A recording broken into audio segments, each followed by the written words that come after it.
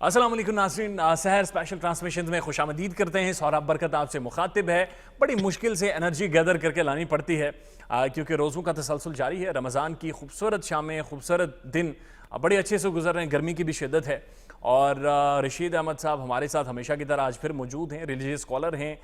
Political science بھی انہوں نے پڑھی ہے، جو خیبر پختونخوا صلح کونسل ہیں اس کے بانی بھی ہیں، اور بھی بہت سارے خدمات سر انجام دیتے ہیں۔ السلام علیکم جی۔ وعلیکم السلام آپ کیسے ہیں سر؟ الحمدللہ سر، آپ ہلدی محسوس کر رہے ہیں، ویک محسوس کر رہے ہیں؟ الحمدللہ اب تو انرجی گین کر رہے ہیں، ویسے انرجی گین کر رہے ہیں سر، لوگ تو ڈی ہائیڈریٹڈ ہوتے جا رہے ہیں۔ نہیں، میں تو الحمدللہ جب سے 3 4 5 دن گزر گئے، 5 6 دن الحمدللہ اب تو سسٹم ٹھیک ہے، اب تو ٹریک پہ آ رہا ہے بھی۔ لیکن سر دیکھیں کس طرح سسٹم ٹھیک ہو سکتا ہے، ایک تو نیند نہیں پوری ہوتی، صبح آفس جانا ہوتا ہے، افطاری اور سحر کا ٹائم بہت زیادہ کم ہے، دن میں شدید گرمی، ڈی ہائیڈریشن کا الگ سے خطرہ۔ بالکل نہیں، یہ جو ہے نا سہراب صاحب، یہ اپریل کی جو ہے روزے ہیں، ہم نے مئی جون جولائی کے روزے رکھے ہیں، تو الحمدللہ ابھی نوجوان بھی ہے، ابھی تو ہمارے دن ہے روزوں کو انجوائے کرنے، عبادت کرنے کی۔ اور جی آج کی جو ٹرانسمیشنز ہیں ان میں بات چیت کریں گے، اور بہت محتاط طریقے سے رشید احمد صاحب پر ہی سارا بلک ڈالیں گے، اور ان سے یہ سمجھنے کی کوشش کریں گے کہ جو ہمارے مولانا حضرات ہیں، ہمارے جو علماء کرام ہیں، یا ہماری وہ مذہبی لوگ یا ہمارے وہ مذہبی قابل احترام لوگ جو کہ ممبر سنبھالتے ہیں، جو جمعے میں خطبہ دیتے ہیں، جو جمعے میں جن کے سامنے پورے معاشرے کے لوگ موجود ہوتے ہیں، جن سے وہ خطاب کرتے ہیں،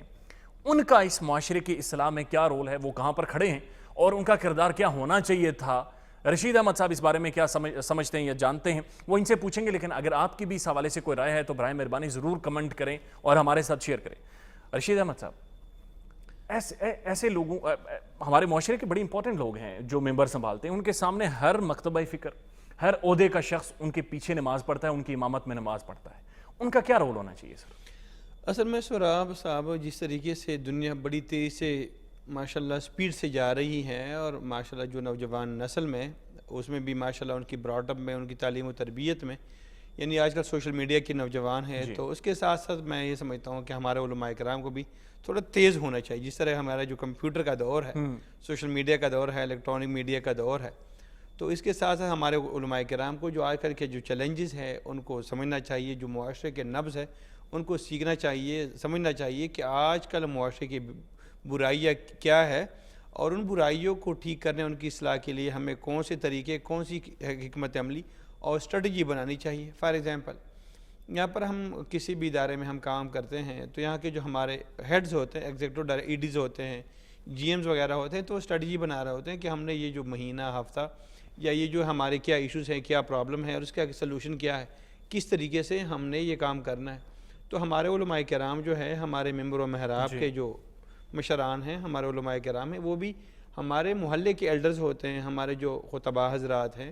ہمارے کمیونٹی کے جو یہی ایلڈرز ہیں، ہمارے بڑے ہیں، ہمارے رہبر ہیں، ہمارے رہنما ہیں۔ جدید علوم سے تو کم از کم میں یہی کہنے جا رہا ہوں کہ جس طریقے سے آج کے دور کا نوجوان جس قسم کی، یعنی کیا مسائل ہے اور ان کا حل کیا ہے، تو آج کے نوجوانوں کا، یعنی پچھلے شاید 20 25 سال پہلے جو لوگ کے مسئلے مسائل تھے، یہاں کے جو علماء کرام، وہ کچھ اور طریقے سے تھا۔ آج کل جو آپ فار ایگزامپل دیکھ لیں، آج کل جو بزنس ہے، پہلے عام طور پر سبزی منڈیوں میں کاروبار ہوتا تھا، آج کل سٹاک ایکسچینج میں کاروبار ہو رہا ہے۔ یہاں پہ کچھ اور کسی دور میں جو ہے تصویر کو یعنی گناہ وہ سمجھا جاتا ہے، بالکل ابھی جو ہے الیکٹرانک میڈیا کا دور ہے، مولانا حضرات بھی اس میں یوٹیوب چینل ہے وہ بھی چلاتے ہیں۔ کسی دور میں اس کو یعنی گناہ سمجھا جاتا تھا الیکٹرانک میڈیا کو، آج کل علماء کرام اس کو ایز ویپن سمجھتے ہیں، ایک اسلحہ اور ہتھیار سمجھتے ہیں، کہ جس طریقے سے اسلام کے خلاف مغربی دنیا حملہ اور ہے، اور جس طریقے سے یعنی فار ایگزامپل ایک ہمارا عالم دین مسجد میں خطاب کرتے ہیں تو وہ کم از کم ان کی بات جو ہے 150 بندے سن لیتے ہیں، وہاں پہ مغربی دنیا میں ایک بندہ، کوئی ان کا انٹلیکچوئل ایک بندہ تقریر کر لیتا ہے تو ملین میں لاکھوں کروڑوں لوگ ان کی جو ہے وہ بات سن لیتے ہیں۔ تو کیوں نہ ہمارے وہ علماء کرام، تو میں یہ سمجھ رہا ہوں کہ اگر معاشرے کی اصلاح کے لیے کام کرنا ہے تو ہمارے بھی اس نہج پہ، اس طریقے پہ، اس سٹیج پہ، یعنی ہم عوام کے مزاج کے مطابق وہی سلوشن اسی طریقے سے حل ڈھونڈنے ہوں گے, اسی طریقے سے ہمارے نوجوانوں کو فیس کرنا ہوگا جن کے جو آج کل جو چیلنجز ہیں. کس طریقے سے پہلے جو زمانے میں نوجوان ہوتے تھے ان کی جو یعنی گناہ یا اور بھی جو طریقے ان کے مزاج, وہ عورتیں آج کل جو ینگ جنریشن ہے, نوجوان نسل ہے, جو گیپ کریٹ ہو گیا ہے, جو پہلا جو جنریشن تھا ابھی جو جنریشن گیپ آ گیا, تو اس کو بھی یعنی اس گیپ کو برج کرنے کے لیے ہمارے ایسے علماء کرام بھی چاہیے. تو کم از کم کہ وہ ماشاءاللہ پولیٹیکل سائنس بھی پڑھا ہو, انجینئر بھی ہو, ڈاکٹر بھی ہو, عالم دین بھی ہو, تاکہ کم از کم ان کی ڈاکٹروں کے مزاج کو بھی سمجھے, انجینئر کے مزاج کو بھی سمجھے, ایگریکلچرسٹ کی مزاج کو بھی سمجھے. بے شک وہی عالم دین, تو کم از کم اس کے علاوہ باقی دنیا میں جو بھی چیلنجز ہے اسلام کو اور مسلم امہ کو, تو کم از کم یہ ممبر و محراب والے ہیں جو ان کو لوگ سنتے ہیں, تو کم از کم تیاری کرے اور اچھے طریقے سے تیاری کرے کہ کس طریقے سے, کس حکمت عملی سے میں نے عوام کو سمجھانا ہے اور کس طریقے سے. سر اس سے پہلے ایک چیز آتی ہے جس سٹیپ کو آپ مس کر گئے. آخر کیا وجہ تھی, اگر بنیاد پر بات کریں کہ ہمارا جو مسجدوں میں عالم موجود ہے, جو قاری صاحب موجود ہیں, آخر کیا وجہ تھی کہ یہ آؤٹ ڈیٹڈ رہ گئے؟ جدید علوم آگے, لوگ ماڈرنائز ہو گئے, ماڈرن ایجوکیشن آ گئی, جدت آ گئی, لیکن یہ کیوں طبقہ آؤٹ ڈیٹڈ رہ گیا؟ اصل میں یہی رہا. تقریباً 200 یہاں پہ برصغیر پاک و ہند میں جب یہ علی گڑھ کا علی گڑھ اسکول آف تھاٹ آ گیا, تو اس کے مقابلے میں جو دیوبند اسکول آف تھاٹ تھا وہ بالکل اس کا اپوزٹ تھا. وہ کہہ رہا کوئی جو مدرسے میں جا رہا ہے وہ ایسا جیسا کوئی اپنے بچے کو جہنم بھیج رہا ہو. تو یعنی 100 سال تک علماء کرام کو علی گڑھ اسکول آف تھاٹ کے خلاف جو پروپیگنڈا چلتا تھا 100 سال تک, تو صرف ان کو منوانے پہ کہ اللہ کے بندو یہ جو ہم عصری علوم ان کو دے رہے ہیں, تو کم از کم ایک دن آئے گا کہ یہ جو ہے مغربی دنیا, جو ہندوستان ہے, یہ جو ہندو لوگ ہیں, یہ جو ہیجمنی میں آ جائیں گے, سارے جو سرکاری جو ملازمتیں ہوں گی یہ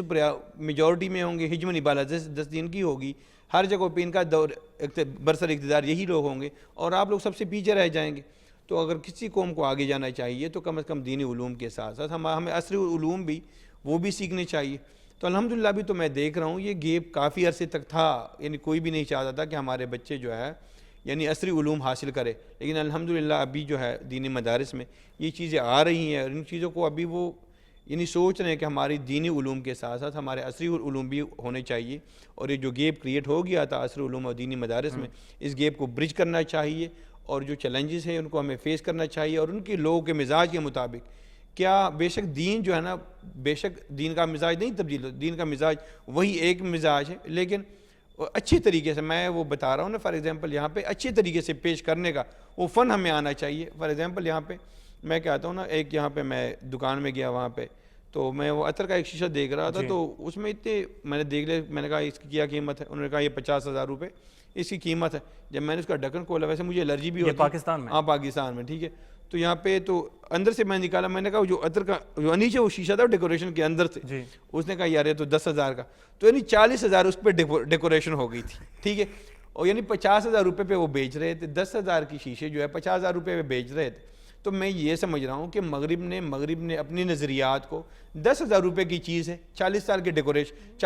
کے ڈیکوریشن انہوں نے کی ہوئی ہے, اور اپنی چیز کو بہت اچھے طریقے سے دنیا کے سامنے پریزنٹ کر رہے ہیں کہ ہمارے یہ مغربی نظام ہے, یہ ہمارا سویلائزیشن ہے, یہ ہماری تہذیب ہے, یہ ہمارے نظریات ہے. اور ہمارے پاس قرآن مجید فرقان حمید ہے, ہمارے پاس نبی کریم صلی اللہ علیہ وسلم کی پیاری سیرت ہے, ہمارے پاس نبی کریم کی سنت ہے, نبی کریم کی حیات طیبہ ہے, لیکن ہم اس کو اچھے طریقے سے پریزنٹ نہیں کر سکتے. کم از کم ہمارے پاس 40,000 کی چیز ہے, لیکن 10,000 کو اچھے طریقے سے پیش کرنے کا فن,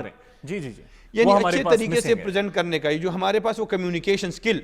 ہمارے علماء کرام کے پاس, میں کہتا ہوں وہ زبان سیکھے جو دنیا کی زبان ہے, وہ انگریزی ہے. دیکھو ہمارے 1.5 ارب ہماری مسلمان ہیں, ٹھیک ہے, 6 ارب جو ہے کفار ہے, یعنی یہ بھی نبی کریم صلی اللہ علیہ وسلم کی امتی ہے. اور ویسے اگر ہمارے پیغمبر ہوتے تو کیا وہ ان 6 ارب لوگوں کی فکر نہ کرتے؟ یعنی ہم 1.5 ارب ہیں, تو کم از کم ہمیں چاہیے کہ وہ کمیونیکیشن سکل یہاں پہ چائنا نے سی پیک تو یہاں پہ لے آیا, ٹھیک ہے, ان کے پاس جو بھی تھا, جو بھی ٹیکنالوجی وغیرہ. رشیا نے یہاں پہ ہمارا جو ہے نا اسٹیل مل بنایا, ویسے میں بات کر رہا ہوں پوری جو ویسٹرن دنیا یہاں پہ ہمارے پاس افغانستان میں آ گئی, ٹھیک سر, یہ موبائل فون جو آپ کے میرے پاس ہے, یعنی ہمارے پاس یعنی جو بھی ان کے ٹیکنالوجی ہے وہ ہمارے پاس آ گئی, لیکن ہمارے پاس جو لا الہ الا اللہ محمد الرسول اللہ اتنی بڑی چیز ہے ہمارے پاس قرآن ہے, ہمارے پاس نبی کریم صلی اللہ علیہ وسلم کی حیات طیبہ ہے, اور یہ بھی ہم نے جیب میں بند کر کے اس کے پیچھے تالا لگایا ہوا ہے. اور یہ چاہیے تو یہ نا کہ سی پیک والے یہاں پہ چائنا فار ایگزامپل یہاں پہ مستقبل جو ہوگی چائنیز کی ہوگی, کیا ہمارے علماء کرام نے چائنا کی زبان سیکھی ہے؟ چاہیے تو یہ کہ سی پیک انہوں نے یہ پروجیکٹ تو لایا, ہم اپنی وزٹ کریں, اپنی فار ایگزامپل وہ یہ سوچ رہے ہیں کہ 100 سال 2090 میں 2080 میں ہمارا جو سی پیک یہاں پہ اکنامک زون ہو گئی, یعنی وہ اتنے پلان کر رہے ہیں. ہمیں چاہیے کہ ہم یہ سوچیں کہ یہ چائنیز آئیں گے تو ہم اسلام کو کس طریقے سے پھیلائیں گے. جس طریقے سے عرب آئے وہاں پہ نبی کریم صلی اللہ علیہ وسلم کے صحابہ کرام آئے برصغیر پاک و ہند میں, آج اگر ہم مسلمان ہیں, اگر وہ صحابہ کرام وہاں پہ مدینے میں اپنے بچوں کو نہ چھوڑتے, وہ ادھر نہ آتے, تو یہاں پہ سہراب برکت اور رشید احمد پتہ نہیں ہندو ہوتا ہے یا بدھ مت کے مذہب والے ہوتے. اچھا, اسی گفتگو کو جاری رکھیں گے, اور آپ کی بات بالکل ٹھیک بھی ہے کہ وہ کمیونیکیشن سیکھنی پڑے گی, یعنی انگریزی اخبار میں آرٹیکل لکھنا پڑے گا, بین الاقوامی انگریزی چینلز پر جا کر بولنا ہوگا, اور ساتھ ساتھ اہم بات یہ بھی ہے کہ ریلیجیس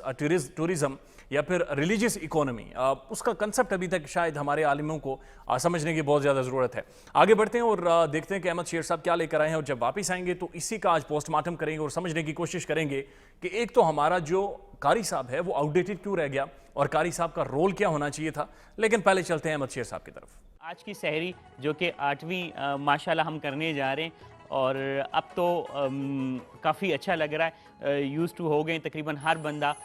جو شروع کے دن ہوتے ہیں وہ تھوڑے سے سخت ہوتے ہیں, لیکن جیسے جیسے دن گزرتے ہیں تو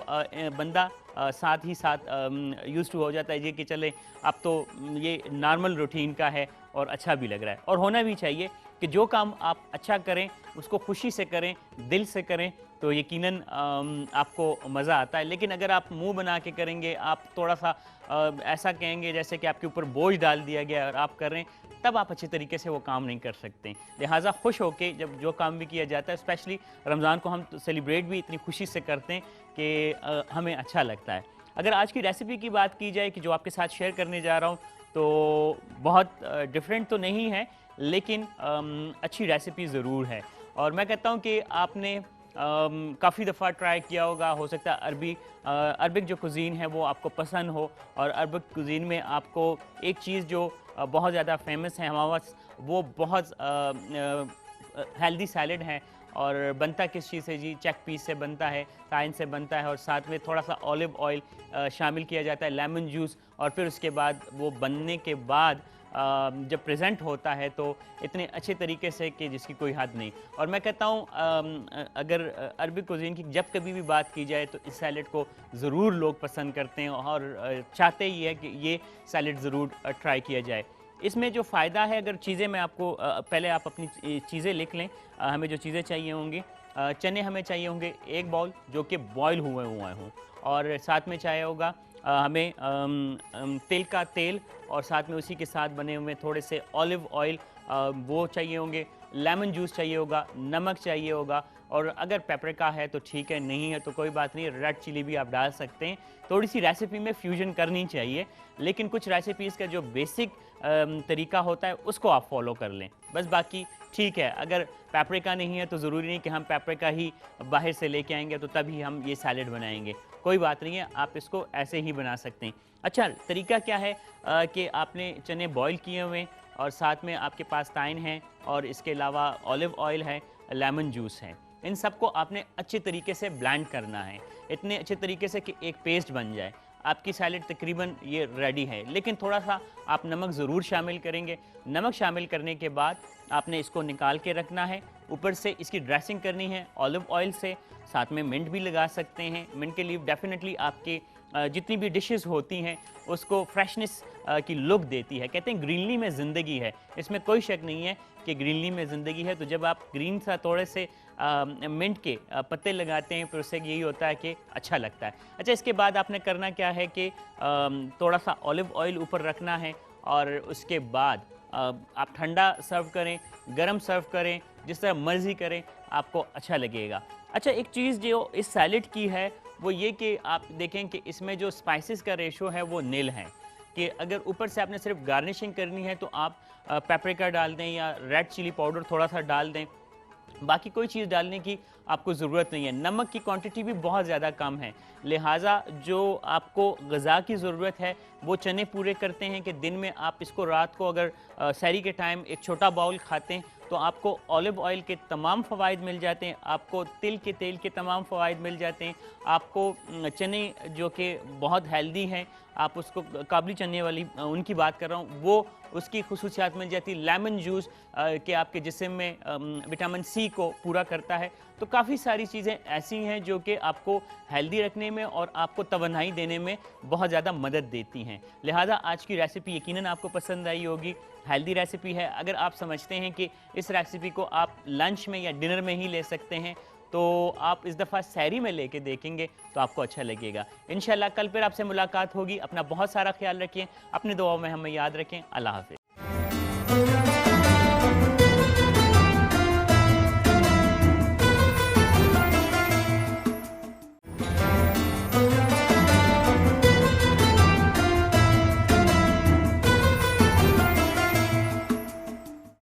اور جی بریک کے بعد، بلکہ بریک کے بعد ایک بڑا خوبصورت اور دلچسپ پیکج تھا اور احمد شیر ہمارے ساتھ موجود تھے اور ہماری ٹرانسمیشن کا سب سے اہم حصہ ہیں. اس ٹرانسمیشنز کے 2-3 مختلف پیکیجز اور سیگمنٹس ہوتے ہیں جن میں نعت بھی آپ کو سنواتے ہیں، صحت کے حوالے سے بھی بات چیت ہوتی ہے. لیکن آج کا جو موضوع ہے وہ انتہائی دلچسپ ہے، پرکیف ہے، پرلطف ہے، لیکن ساتھ ساتھ انتہائی محتاط رہ کر بھی بات چیت کرنی ہوگی کہ ہمارے جو مساجد کے سرکردہ ہیں، جو ہمارے عالم دین ہیں، ایک تو ان کی تنخواہ کا بھی بڑا مسئلہ ہے. انہیں اس معاشرے میں سب سے کم تنخواہ دی جاتی ہے، کم پیسے دیے جاتے ہیں. دوسرا، ہمارے مدارس سے جو بچے باہر نکلتے ہیں وہ دینی تعلیم تو لے کر نکلتے ہیں لیکن جدید تقاضوں سے آشنا نہیں ہو پاتے. اور اسی کی وجہ سے ہم نے دیکھا ہے کہ ہمارے مساجد کے اندر کے جو عالم ہیں، جن کے سامنے، جن کی امامت میں لوگ نماز پڑھتے ہیں یا جمع ہوتے ہیں، ان کا رول ابھی تک اس طرح سے سامنے نہیں آ سکا. یہ جو تینوں فیکٹر سر آپ کے سامنے موجود ہیں کہ ہمارے مساجد سے جو بچے نکلتے ہیں، جو دینی تعلیم لے کر نکلتے ہیں، وہ کیوں ایک بگن ہاؤس کے بچے کے ساتھ، ایک سٹی اسکول کے بچے کے ساتھ، ایک آیار پڑے ہوئے بچے کے ساتھ مل نہیں پاتے، گھل مل نہیں پاتے اس طرح؟ یقین کیجئے گا اتنا بڑا گیپ جو کریٹ ہو رہا ہے، یعنی دینی مدارس کے بچوں میں اور تعلیمی اداروں جو عصری علوم ہیں، ان بچوں کے درمیان جو کریٹ ہو رہا ہے، یقین کیجئے گا ہم جو یونیورسٹی کے جو اسٹوڈنٹ ہیں ان کو بھی آؤٹ ڈیٹڈ کہتے ہیں کہ دینی مدارس والے آؤٹ ڈیٹڈ ہے. اب دینی مدارس کے بچوں کے پاس آپ جائیں تو یہ وہ کہتے ہیں یہ پتہ نہیں کیا کفار کی اولاد ہے نا، معاذ اللہ. وہ کہتے ہیں ہم ہی صحیح راستے پہ، ہم صحیح راستے پہ ہیں، یہ پتہ نہیں کیا آؤٹ ڈیٹڈ، پتہ نہیں کہاں پہ اصل لوگ ہیں وہ ہم گمراہ ہیں. ہاں یہ تو ہم گمراہوں میں، ٹھیک ہے، یونیورسٹی کے جو لوگ ہیں وہ گمراہوں میں. تو یہ بہت بڑا گیپ ہے. ان دونوں طبقوں کو جب تک قریب، یہ جو دیوبند اور یہ جو ہے علی گڑھ کو ایک ساتھ نہیں ملائیں گے، جب ایک چھت کے نیچے جس طریقے سے دارالندوہ ایک دور میں ایک ادارہ بنا تھا کہ جس میں علی گڑھ اور دارالعلوم دیوبند یعنی دینی اور مذہبی یعنی اور عصری علوم کو یعنی ایک تحت چھت کے نیچے انہوں نے اکٹھا کیا ہوا تھا. آج کا دور جو بھی ہے اس بات کا متقاضی ہے کہ ہمارے دینی مدارس، جتنے بھی دینی مدارس ہیں، کہ اس میں ہمارے جو عصری علوم بھی ساتھ ساتھ چلتے رہے، ہمارے بچوں کو کہ تاریخ بھی پڑھے، ہمارے جو یہ لاجک جو اس کی جو لاجک ہے اس دور کی لاجک، ہمیں چاہیے کہ اس دور کی لاجک ہے جو منطق ہم پڑھ رہے ہیں، ہمیں چاہیے کہ اس دور کی منطق ہو، اس دور کی لاجک، اس دور کی فلسفی. آج کی دور کی فلسفی کیا ہے؟ آج کل جو سویلائزیشن اقوام جو ہے نا کس طریقے سے جاری ہے، نیشنل اقوام جو ہے نا کس طریقے سے جو کمپٹیشن ہے، کیا دور کے مقابلے ہیں، why democracies fails, crash of civilisation, end of history. آج جو گلوبلائزیشن آج کے نوجوان کو، آج کے عالم دین کو، یہ کلائمیٹ چینج، یہ گلوبلائزیشن، یہ چیزیں جو اس دور کے جدید تقاضے ہیں یہ سیکھنے ہوں گے. تب تک ہم جو ہے ہمارے علماء کرام ان دنیا کے ساتھ مقابلہ کر سکیں گے. اور ہم مقابلہ نہیں، ہم تو یہ جو نبی کریم صلی اللہ علیہ وسلم کی جو امتی ہیں، یہ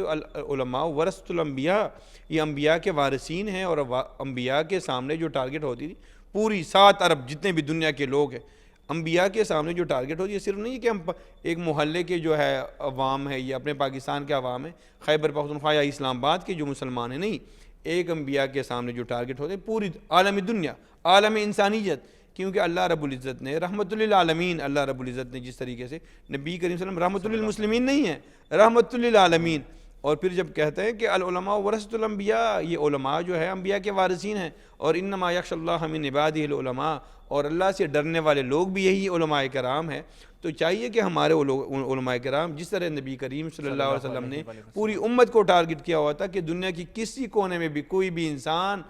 یعنی جہنم والا نہ بنے، سارے جو مسلمان ہیں، سارے جو انسان ہیں وہ جنت والے اور اللہ والے بن جائے. تو کم از کم اس کے لیے ہمیں چاہیے ہمارے علماء کرام کو بھی کہ ادارے بھی ایسے ادارے بنائیں جہاں پہ دینی علوم کے ساتھ ساتھ عصری علوم بھی ہو، ان کے سامنے چائنیز بھی ہو، ان کے سامنے ان کے سامنے مغربی دنیا میں یورپ بھی ہو، ان کے سامنے امریکہ بھی ہو، ان کے سامنے جاپان بھی ہو، ان کے سامنے تائی لینڈ یعنی بھی کہ ہو. رشید احمد صاحب جیسی ایک اور مثال ہمارے پاس موجود ہونی چاہیے. ہاں بالکل، کم از کم چاہیے کہ ہم ان کی زبان سیکھیں. جس طریقے سے ہم یہ جو ہے احمد شیر بھائی کے پروگرام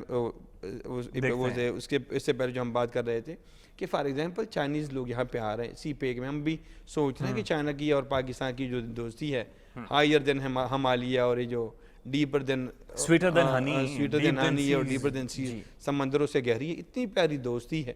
دیکھو ہمیں تو پتہ ہے کہ ہم مسلمان ہیں، اور مسلمان اور کافر میں کیا فرق ہے. مسلمان کی یہ دنیا بھی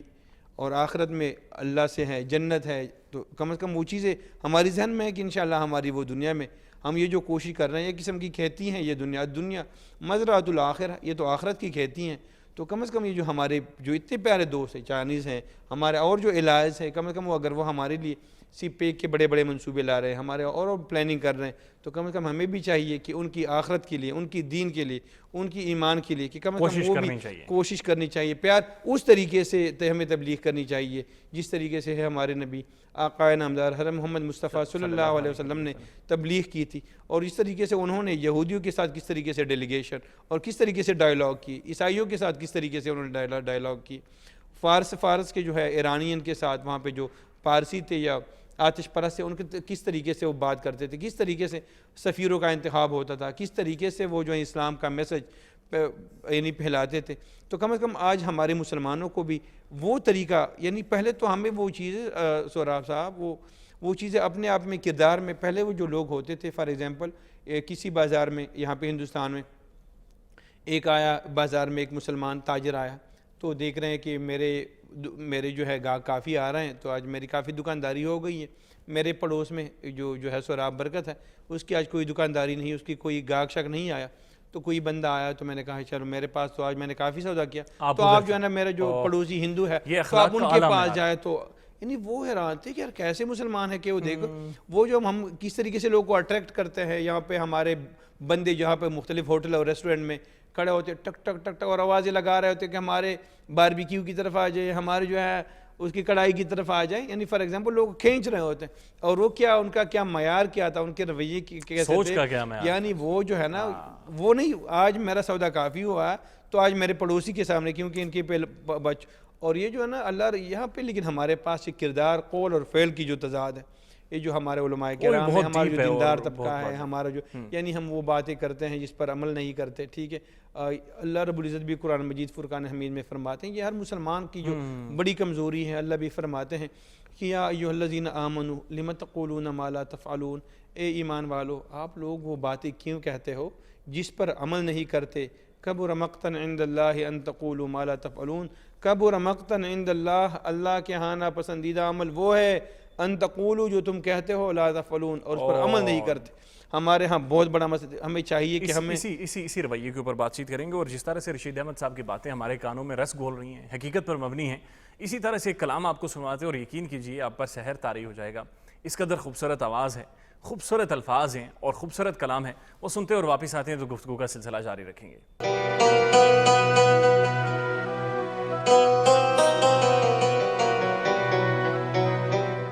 کوئی مثل مصطفیٰ کا،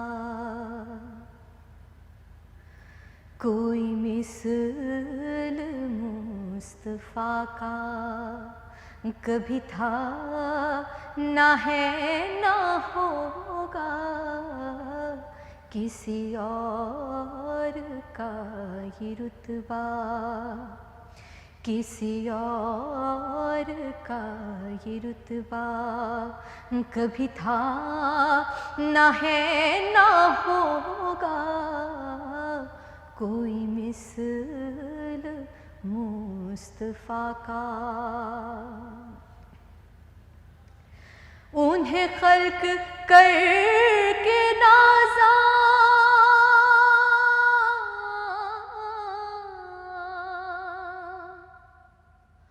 ہوا خود ہی دست قدرت. انہیں خلق کر کے نازا، ہوا خود ہی دست قدرت کوئی شاہکار ایسا ایسا کوئی شاہکار ایسا کبھی تھا نہ ہے نہ ہوگا کوئی مثل مصطفیٰ کا میرے دامنے طلب کو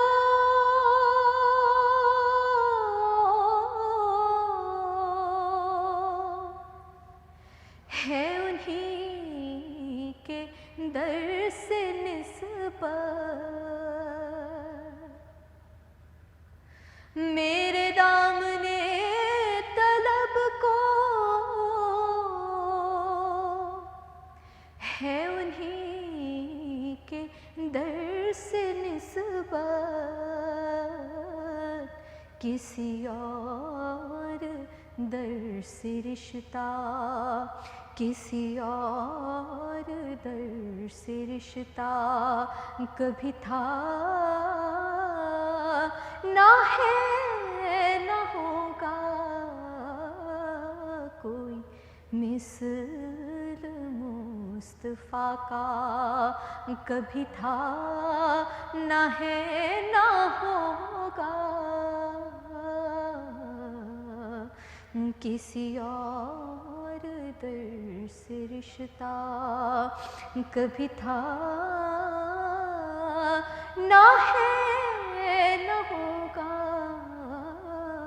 کوئی مثل مصطفیٰ کا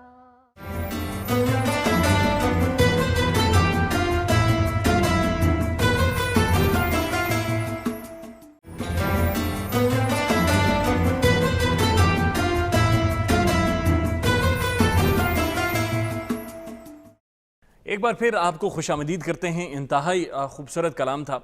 رشید احمد صاحب میں آپ سے جاننا چاہوں گا کہ جو ہم سیلف پروکلیمڈ خود ساختہ جو لیبرلز بنے ہوئے ہیں نہ تو ہم نے لیبرلزم کو ٹھیک سے پڑھا ہے نہ ہی سمجھا ہے, بس اپنے آپ کو لیبرل کہتے ہیں کیونکہ ہمیں بولنے کا حق آ گیا ہے, کیونکہ ہم سمجھتے ہیں ہمارے فون میں ہمارے ہاتھ میں موبائل فون ہے, ہم سوشل میڈیا پر ہیں تو ہم نے بولنا ہے. کہیں ایسا تو نہیں ہے کہ ہمارا جو مذہبی طبقہ تھا, ہمارے جو عالم تھے, ہم نے ان کی قدر نہیں کی اور انہیں آئسولیٹ کر کے رکھ دیا. اب آپ اس نظر سے دیکھیں کہ ایک عالم کی نظر سے, ایک مسجد کے معلم کی نظر سے اس سارے معاشرے کو, اس سوسائٹی کو اور ہمارے جیسے لوگوں کو دیکھیں. اصل میں سہراب برکت صاحب الحمدللہ ہمارا پاکستان جو ہے اس جو ہے نا علماء کرام کے حوالے سے بہت زرخیز دھرتی ہے. اس دھرتی نے جو علماء کرام اور جو ہے ماشاءاللہ خانقاہی نظام والے, بہت بڑے بڑے عالم دین, ممبر و محراب والے اس دھرتی نے پیدا کیے, اس پاک سرزمین نے پیدا کیے. میں نہیں سمجھتا کہ کسی دھرتی نے 21ویں صدی میں پیدا کیے ہوں گے. دین کا کام جتنا زیادہ پاکستان میں ہو رہا ہے بہت اچھا ہو رہا ہے. صرف ضرورت اس امر کی ہے کہ کم از کم ہمارے علماء کرام سامنے آئے, اس نہج پہ کام کرے, اپنے سامنے پوری عالم انسانیت کو سامنے رکھے. صرف لاہور کی بات نہ کرے, کراچی کی بات نہ کرے, اسلام آباد کی بات نہ کرے, انسانیت کی بات کرے اور پوری دنیا کو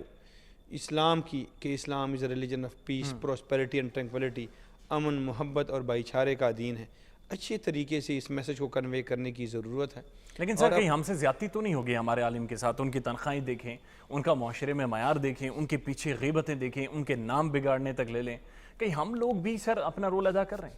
اصل میں ہمارا جو ہے نا یہ بھی ہے کہ ہمارے مذہبی طبقے کے ساتھ ایک تو یہ ہے کہ ہم نے ایک مسئلہ تو یہ ہے کہ ہمارے پاکستان کو, ہمارے عوام کو یہ سمجھ نہیں آ رہی کہ سیاست اور دین الگ الگ چیزیں ہیں. وہی علامہ اقبال رحمۃ اللہ علیہ بھی فرماتے تھے, جدا ہو دین سیاست سے تو رہ جاتی ہے چنگیزی. دیکھو نبی کریم صلی اللہ علیہ وسلم بھی مسجد نبوی سے سیاست کرتے تھے, ٹھیک ہے, فرماتے تھے وہاں پہ سے سیاست کرتے تھے. نبی کریم صلی اللہ علیہ وسلم عمر رضی اللہ عنہ دیکھو, ابو بکر صدیق امیر المومنین تھے, حضرت عمر رضی اللہ عنہ 24 لاکھ مربع میل کے امیر المومنین تھے, یعنی حکومت کرتے تھے. حضرت عثمان غنی رضی اللہ تعالیٰ عنہ, حضرت علی رضی اللہ عنہ کی خلافت ہے. آپ دیکھیں اگر آپ چاہتے ہیں کہ یار وہ تو ممبر و محراب والے تھے, ان کا سیاست سے کیا لینا دینا, فار ایگزامپل تو یہ کنسپٹ پر غلط ہے. یہ کنسپٹ یہ بالکل غلط ہے. یہ جو کہتے ہیں کہ مذہب اور سیاست الگ چیز ہے, یہ تو ہمارا اقبال جو جس نے پاکستان کا خواب دیکھا ہے وہ فرماتے ہیں جدا ہو دین سیاست سے تو رہ جاتی ہے چنگے سی. کیا ابوبکر صدیق غلط تھے معاذ اللہ؟ کیا عمر فاروق جو 24 لاکھ مربع میل پہ، اگر نبی کریم صلی اللہ علیہ وسلم کو مدینہ کی ریاست نہ ملتی تو کیا وہ فتح مکہ، کیا یہ جو دیکھو جب مکہ فتح ہوا، جب پاور آ گئی، جب حکومت آ گئی تو آپ نے دیکھا اذا جاء نصر اللہ والفتح ورأیت الناس یدخلون فی دین اللہ افواجا، جب حکومت آ گئی تو آپ نے دیکھ لیا کہ لوگ فوج دین میں داخل ہو رہے ہیں. جو چیزیں آتی ہیں پاور کے ساتھ آتی ہیں، ہیجمنی کے ساتھ آتی ہیں، بالادستی کے ساتھ آتی ہیں. جب مسلمانوں کی 24 لاکھ مربع میل کی اس پوری دنیا میں یہاں پہ حکومت تھی، آپ نے خلافت عثمانیہ، تو کس وقت اس وقت مسلمانوں کی یا جو مسلمانوں کے ڈریس، جو بھی ہمارا لباس ہوتا تھا، مغربی دنیا کا لباس ہوتا تھا، جو بھی ہمارے طور طریقہ اور ایٹیکیٹ، وہ ایٹیکیٹ ان کے ہوتے تھے. یعنی ہم تو آج بالکل مغلوب، اور آج کل تو ہم غلامی کی زندگی گزار رہے ہیں. یہ جو علماء کرام اگر یہ بات کر رہے ہیں تو یہ بھی غلط ہے کہ صرف ممبر و محراب تک، یہ صرف ہمیں نماز پڑھے یا ہمیں صرف یہ جو ہے نا یہ نکاح کروائے، اور یہ جو ہے نا بالکل یہ بھی غلط ہے، اور بچوں کے کان میں اذان دے. یہ دیکھو العلماء ورثۃ الانبیاء، یہ انبیاء کے وارثین ہیں، اور ان کو اللہ رب العزت بھی فرماتے ہیں، قرآن میں بھی فرماتے ہیں کہ آپ لوگوں کے لیے غلط الفاظ جو ہے نا، غلط ناموں سے مت پکارا کرو. ایک طرف تو ہم بات کرتے ہیں کہ ریاست مدینہ کی، ایاک نعبد و ایاک نستعین، اور اپنے آپ کو آئیڈیل حضرت محمد مصطفیٰ صلی اللہ علیہ وآلہ وسلم یہ پکارتے ہیں کہ میرے لیے آئیڈیل ہو. کیا ہمارے پیارے نبی صلی اللہ علیہ وسلم کیا اپنے ایک امتی کے لیے اس طرح کے بگاڑ کر نام کسی کو پکارا ہوگا ہمارے پیارے پیغمبر نے؟ یعنی ہم سوچتے ہیں کہ میں امیر المومنین بننا چاہتا ہوں، میں مدینہ کی ریاست بنانا چاہتا ہوں. اگر ہمارے بڑے لیڈر، وہ کہتے ہیں نا حسنات الابرار سیئات المقربین، سوراب برکت صاحب، یہ جو ایک کام ہم کرتے ہیں نا، یہ ہم فار ایگزامپل میں سگریٹ پیتا ہوں، آپ سگریٹ پیتے ہیں، یہ ہمارے لیے کوئی گناہ نہیں ہے، لیکن یہ کام یہاں پہ وزیر اعظم کرے، مولانا فضل الرحمان کرے، یہ ان کے لیے گناہ کبیرہ ہے. یہ کام عمران خان کرے، ان کے لیے گناہ کبیرہ ہے. فار ایگزامپل میں بات کروں لوگوں کے سامنے، ٹھیک ہے، ملک کا بادشاہ، یعنی عام بندے کی جو نیکی ہوتی ہیں تو وہ جو بڑا بزرگ ہوتا ہے، جو بڑا ہوتا ہے، لیڈر ہوتا ہے، اس کے لیے گناہ کبیرہ. ہماری نیکی ہوگی، لیکن وہ نیکی جو عام کام ہوگا، وہ اگر وہ کام وہ بادشاہ کرے گا، اس کے لیے گناہ کبیرہ ہوگا. یہ میں اگر آپ کو میں نام آپ کا رشید احمد آپ کا نام بگاڑے تو یہ یعنی وہ کتنا برا ہوگا جب ایک ملک کا بادشاہ، ایک ملک کا وزیر اعظم، ایک ملک کا صدر اس طریقے سے برے القابات سے ایک لوگوں کو. تو کیا اس معاشرے کی اصلاح کے لیے ہم کون سی ریاست مدینہ کی بات کر رہے ہیں؟ ہم کون سی یہاں پہ معاشرے کی اصلاح کی بات کر رہے ہیں؟ بطور قوم بڑی یعنی بطور قوم یقین ہمیں سمجھ ہی نہیں آ رہے. ہم لوگ کی مخالفت میں ابھی دیکھ رہا ہوں، یقین کیجئے گا ہماری سیاستدان ابھی چند دنوں میں جو حکومت میں کچھ ہو رہا ہے، بے شک یہ تو اللہ رب العزت وَتُعِزُّ مَن تَشَاءُ وَتُذِلُّ مَن تَشَاءُ، حکومتوں کو لانا، حکومتوں کی گرانا، ایک حکومت آنا، دوسری حکومت جانا. Democracy, government comes and goes, یہ تو آئیں گے اور جائیں گے، لیکن یقین کرے یہ بڑے لوگ جب جاتے ہیں ان کے اوپر ہنسی اور مذاق اور طنز اور مذاق اور نخرے کرتے ہیں. کوئی جب کیا حال ہے، طبیعت ٹھیک ہے، کیا یہ اخلاقی معیار، کیا یہ ہمارے لیڈر ہے، کیا یہ ہمارے مشران ہیں، کیا یہ ہمارے پولیٹیشین ہیں؟ کیا اسلام کو ریاست مدینہ میں کیا ہمارے پیغمبر کی یہ تعلیمات ہیں؟ ایک طرف ہم بنا رہے ہیں رحمت للعالمین اتھارٹی، اور دوسری طرف ہم کیا کر رہے ہیں؟ نام بگاڑتے ہیں. کم از کم ہمارے ملک کا بڑا ہوگا. دیکھو فار ایگزامپل جب میں وزیر اعظم ہوں گا، سوراب صاحب اگر آپ یہاں پہ کسی پارٹی کے بڑے ہوں گے، آپ میرے رعایا ہوں گے، بے شک آپ میرے اپوزیشن لیڈر ہیں، آپ اپوزیشن والے، لیکن مجھے چاہیے کہ میں آپ کو سوراب برکت صاحب کے نام سے پکاروں. ایک پارلیمانی زبان ہوتی ہیں، ایک ڈیموکریسی، ایک نبی کریم صلی اللہ علیہ وسلم، ایک رحمت للعالمین. جس مقصد کے لیے ہم اتھارٹی بنا رہے ہیں، ہم قوم کو وہی طریقہ اور وہی سلیقہ سکھا رہے ہیں کہ ہمارے پیارے پیغمبر حضرت محمد صلی اللہ علیہ وسلم کا جو طریقہ کیا تھا، وہ کس طریقے سے لوگوں کو، وہ تو ابوبکر اپنے اخلاق سے، وہ ابوبکر نام تھا لیکن بولتے صدیق، نام ابوبکر تھا صدیق، عمر نام تھا بتا فاروق، علی نام تھا حیدر، ٹھیک ہے، عثمان نام تھا غنی. پیار سے محبت سے القابات دیتے تھے، پیار و محبت والے. بے شک آپ کس کو اس وقت کیوں مجبور کر رہے؟ کیا یہ جو ہم گلی کوچوں کی سیاست، اخلاقیات، ہمارے بڑے جو ہمارے سیاستدان، ہمارے پولیٹیشین، ہمارے ملک کے ایلڈر، وہ یہاں تک پہنچ جائے کہ گلی اور کوچوں کی وہ باتیں، قسم سے وہ گلی اور کوچے کے وہ بچے اس طرح کی حرکتیں نہیں کرتے جو ہمارے لیڈر کر رہے ہیں. جی رشید احمد صاحب کا تھوڑا سا ان کا جو ٹھنڈا کرتے ہیں اور ان کے لیے چائے منگواتے ہیں، اور اسی دوران ہم چلتے ہیں اپنے آخری اور سب سے امپورٹنٹ سیگمنٹ کی طرف، روزہ اور صحت، وہ دیکھ لیتے ہیں. لیکن جب واپس آئیں گے تو انشاءاللہ رشید احمد صاحب کا جو ٹیمپریچر ہے وہ تھوڑا سا نیچے آیا ہوگا، دیکھ لیتے ہیں اور پھر واپس آتے ہیں.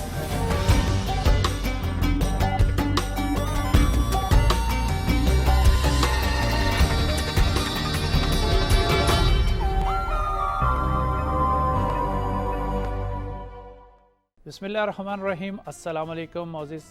ناظرین، امید ہے آپ لوگ اپنی عبادات میں اچھی طرح مشغول ہوں گے اور اللہ کی خوشنودی کے لیے روزے رکھ رہے ہوں گے، اور کوشش کریں کہ نہ صرف خود بلکہ اپنے بچوں کو بھی اس کی ترغیب دیں۔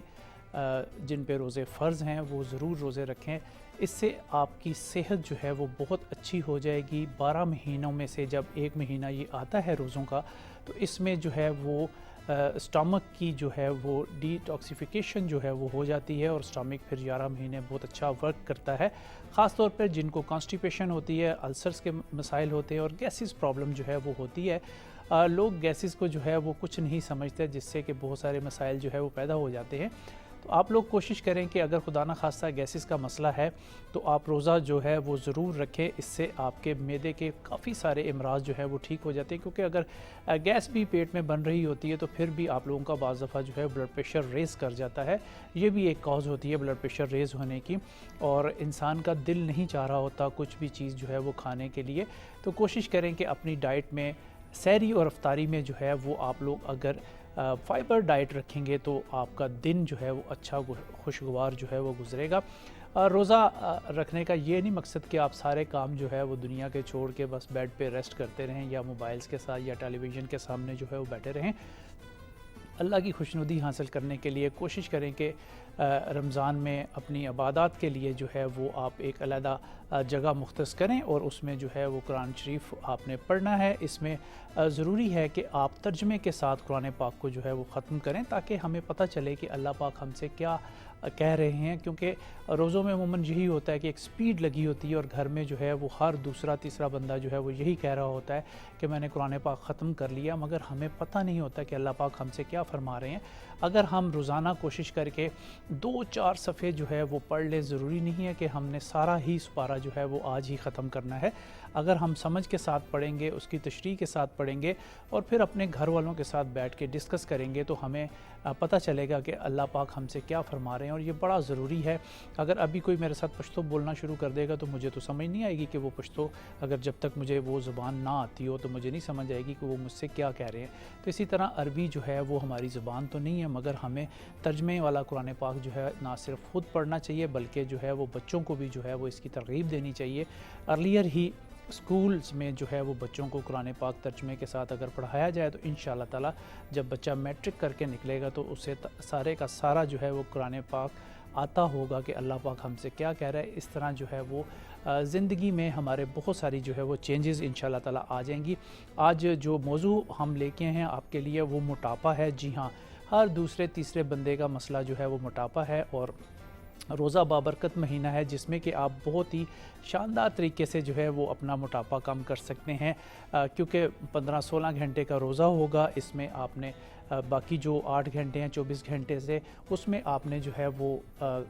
صرف اتنا ہی کھائیں جتنی آپ کو ضرورت ہے، یعنی کہ ایک عام انسان کو جو ہے 1500 سے 2000 کے قریب جو ہے وہ کیلوریز پر ڈے ضروری ہوتی ہے۔ تو آپ کوشش کریں کہ اتنا ہی کھانا کھائیں جتنی کہ آپ کو کیلوریز کی ضرورت ہے، کیونکہ بعض دفعہ ہم انٹیک اتنا زیادہ کر دیتے ہیں اور اس کی برننگ نہیں ہوتی، جس کی وجہ سے فیٹ جو ہے ہمارے اندر بنتا چلا جاتا ہے، اور سب کوٹینیس فیٹ جب پیٹ پہ آ جاتا ہے تو اس کا نکلنا بہت مشکل ہوتا ہے۔ اور کوشش یہ کرنی چاہیے کہ سب کوٹینیس فیٹ آنے سے پہلے نہ صرف خود بلکہ اپنے بچوں کو بھی اگر ہم دیکھیں تو وہ بھی جنک فوڈ اور فاسٹ فوڈ، جسے ہم جنک فوڈ کو اگر ہم دیکھیں تو اس کو کچرا فوڈ ہی کہا جا سکتا ہے، تو یہ بچے جو ہے ہر ٹائم اگر آپ ان کو دے دیں تو وہ بچے جو ہے وہ ہر ٹائم اس میں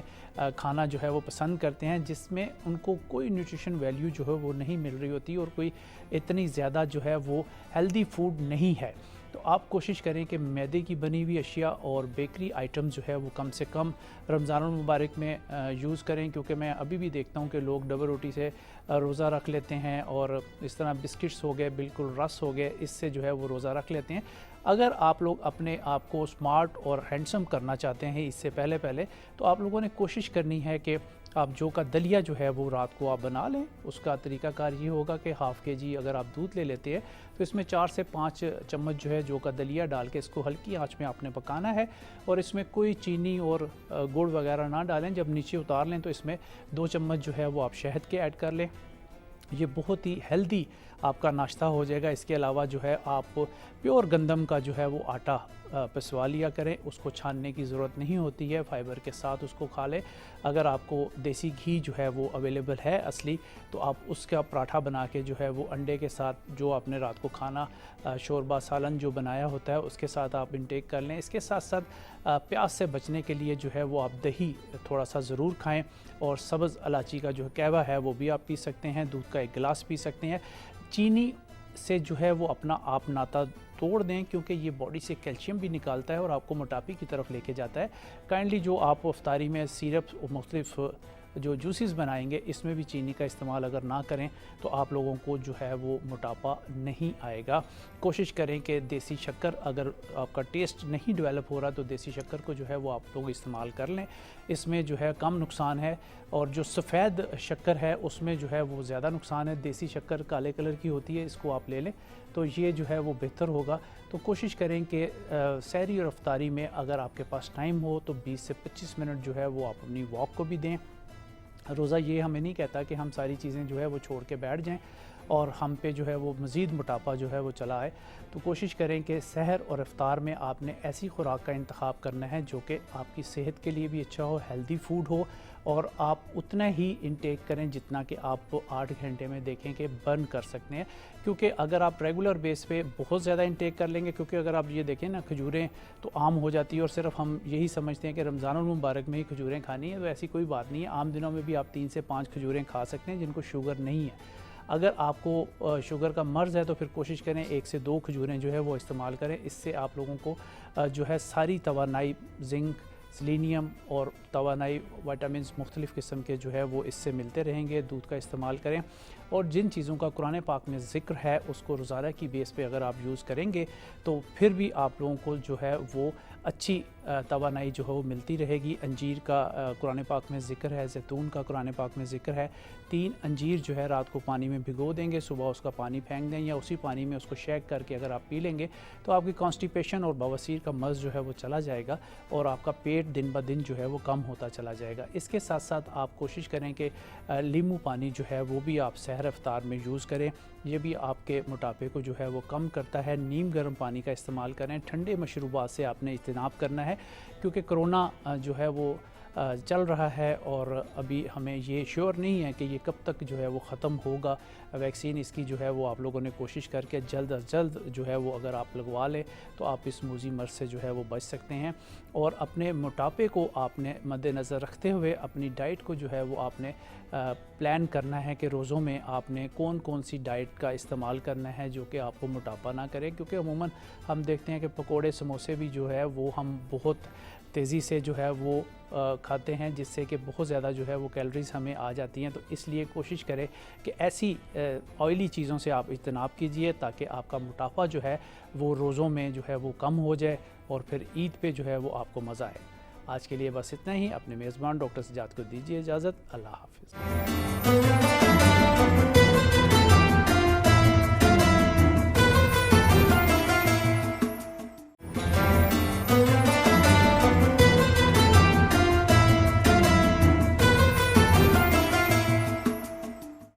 اور جی، سب سے امپورٹنٹ سیگمنٹ، اور ضروری ہے کہ صحت کا خیال رکھیں، ضروری ہے کہ رمضان میں اپنے آپ کو خدا کریم کے ساتھ جوڑیں۔ آگے بڑھتے ہیں اور رشید احمد صاحب سے چاہیں گے کسی طرح سے جذبات میں آئیں بغیر گفتگو کو سمیٹیں۔ سر ٹھیک ہیں؟ الحمدللہ بالکل ویسے بات کر رہے تھے ہم، یہی بات کر رہے تھے ہمارے لیڈر، یعنی ہم ان سے سیکھیں گے۔ اگر ہمارے لیڈر اس طرح یہ کام کریں گے، میں نے پہلے بھی آپ کو بتایا تھا، یہ جو ہمارے جو مسئلے چل رہے ہیں نا، لیکن سر سیکھنے کے لیے آپ جیسے لوگ بھی تو اس معاشرے میں موجود ہیں۔ انشاءاللہ ہم K2 سے ان کو آفر کرتے ہیں، جس طریقے سے ہمارا پختونخوا صلح تحریک ہے، صلح کونسل ہے ہمارا، تو انشاءاللہ ہم بڑوں کے درمیان بھی انشاءاللہ صلح کرائیں گے۔ یہ جو آج کل ہمارے پولیٹیکل پارٹیز، ہمارے پولیٹیشن آپس میں لڑ رہے ہیں، جس طریقے سے ہم قتل و غارت کے ہم صلح وغیرہ کر رہے ہیں، اس میں الحمدللہ کوئی قتل و غارت بھی نہیں، صرف باتوں کی بمباری ہے، بمبارمنٹ ہو رہی ہے، اور اسے روکنا ہے۔ ہاں، جس طریقے سے آج کل پکوڑوں پہ بمباری ہو رہی ہے، تو اس طریقے سے آپس میں پولیٹیشن بھی باتوں کی بمباریاں ہیں۔ تو انشاءاللہ یہ سر 2-3 راستے بتا دیں، مختصر پروگرام کا ٹائم ختم ہوا چاہتا ہے۔ ہمارے مسجد کے جو عالم دین ہیں، میں قاری صاحب کہہ رہا تھا لیکن آپ نے کہا انہیں عالم کہے، جو عالم دین ہیں، جو ہمارے مسجد کے رہنما ہیں، جو سرپرستی کرتے ہیں، کون سی 2-3 چیزیں کیٹاگوریکلی سادہ الفاظ میں ہوں تو اس سے آپ سمجھتے ہیں کہ ان کے کردار مزید کھل کر سامنے آئیں گے اس معاشرے میں؟ ایک تو یہ ہے کہ جس طریقے سے انبیاء کرام نبی کریم صلی اللہ علیہ وسلم کی سیرت کو اپنانا چاہیے، کہ جس طریقے جو بھی نبی کریم صلی اللہ علیہ وسلم کا جو طریقہ کار تھا. ایک تو یہ ہے کہ ہمارے مساجد میں ہمارے علماء کرام کو چاہیے کہ قرآن کا درس شروع کریں، قرآن کا ترجمہ اور تفسیر جدید علوم کے ساتھ، پلس جو ہے نبی کریم صلی اللہ علیہ وسلم کی سیرت اور حیات طیبہ. میں کسی جگہ پہ کسی مدرسے میں بھی نہیں دیکھ رہا ہوں کہ وہاں پہ ہماری نبی کریم صلی اللہ علیہ وسلم کی سیرت پڑھائی جا رہی اور آج کے دور کے منطبق کرے، اپلیکیبل کرے، اپلائی کرے کہ آج کے دور میں کیا نبی کریم صلی اللہ علیہ وسلم کی سیرت جو ہے ان کی حیات طیبہ اور آج کہاں پہ کس طریقے سے ہم اس کو اپلائی کریں گے. تیسری بات یہ ہے کہ آج کے ہمارے علماء کرام کو چاہیے کہ معاشرے میں صحیح ان ہو جائے. میں یہ کہہ رہا ہوں کہ کم از کم ہمارے علماء کرام کو چاہیے کہ وہ اپنا بزنس کرے. جس طریقے سے حضرت امام ابو حنیفہ رحمۃ اللہ علیہ ان کا بہت بڑا بزنس تھا، ہمارے علماء کرام کو بھی چاہیے کہ وہ سائڈ بزنس ریونیو